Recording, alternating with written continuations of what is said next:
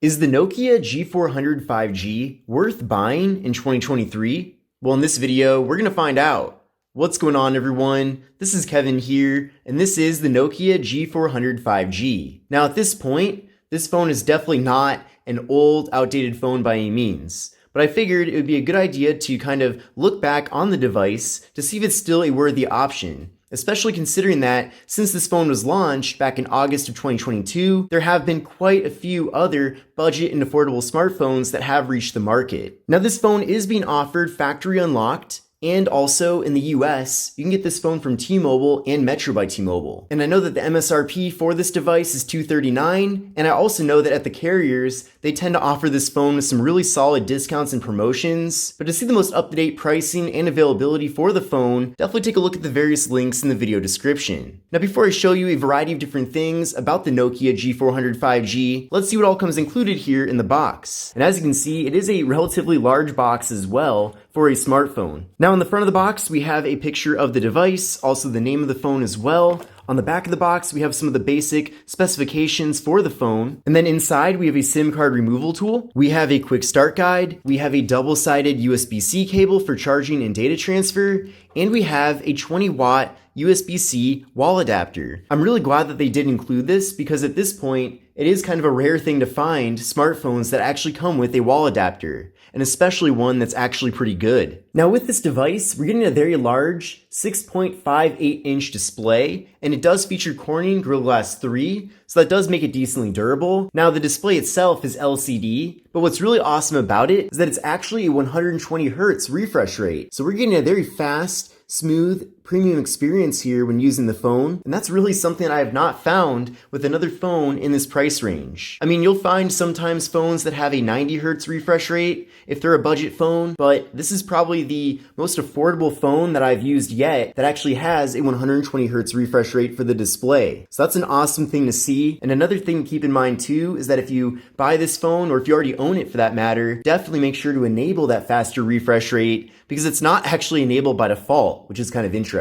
Now, in addition to that, the display that we're getting here is 1080p. We're getting a PPI of 401. We're getting a 20:9 aspect ratio, so a more narrow but taller form factor, and we're getting an 81.7% screen to body ratio. So we do have a thicker bottom bezel, and then up top here, we do have a water drop notch, but overall, this phone does feature a pretty practical design to it. So if you're just looking for a good, affordable, usable smartphone and nothing too special or exciting, then this phone definitely will get the job done in that regard. Now, the front-facing camera on this phone is 16 megapixels, and definitely take a look at my full review video that I've done on this device here in the channel to see a variety of different photo and video samples from all the various cameras on the phone. Now, internally, with the Nokia G400 5G, we have 64 gigabytes of storage, and in addition to that, this phone does support microSD card expansion. So if you do find yourself filling up all of that internal storage, then you can always offload photos and videos, for example, onto an SD card to free up some space. Now, unfortunately, with this phone, there is no wireless charging, but we do have a fingerprint sensor on the power button. So that's a very convenient placement, and it also works very well. So it's nice and fast and reliable, so definitely a great thing to see. And in addition to that, this phone also supports Face Unlock. So I do appreciate that we have multiple methods here for accessing the device. Now, with the Nokia G400 5G, we do have a triple camera setup on the back of the phone. So there's a 48 megapixel main camera,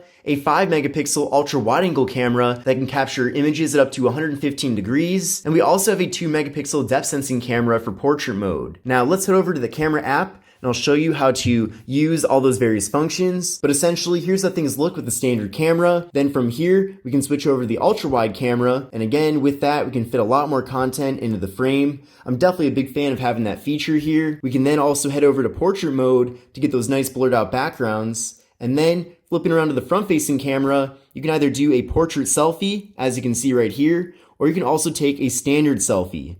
So it's a nice, crisp and clear front-facing camera. Of course, nothing like you'd get with a phone that's $1,000, for example, but for what this is, I would say that we're definitely getting a lot as far as things go with the various cameras on the phone. Now, unfortunately, there is no 4K video recording with this device, but we do get 1080p video at 60 FPS for the rear camera, and then 1080p at 30 FPS for the front-facing camera. Now, this device features 4 gigabytes of RAM paired up with the Qualcomm Snapdragon 480 Plus 5G processor. Now with that configuration, you are getting a nice, efficient, pretty powerful, kind of lower end processor with this phone, so it will get the job done for phone calls, text messages, browsing the web, going on YouTube, watching video content. All those various things will be great. Even some light gaming as well will be fine with this phone. But if you are someone that finds yourself constantly on your smartphone, maybe that is your favorite hobby. I don't know.